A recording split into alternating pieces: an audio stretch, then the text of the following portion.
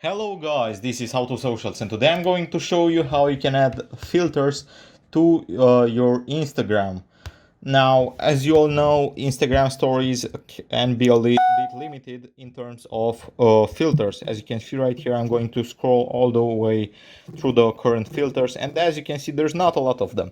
So what we can do is just hit the Browse Effects button, and here we are going to just search filters.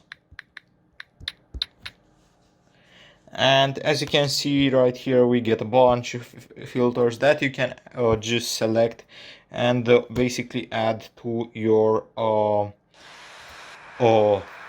Instagram by hitting the save button right here.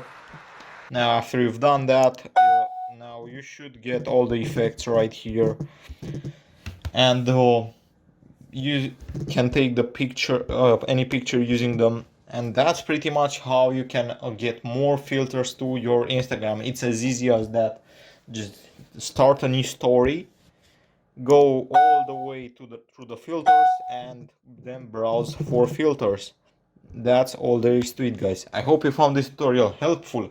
I hope you enjoyed it. Don't forget to subscribe to the channel, and see you in the next one.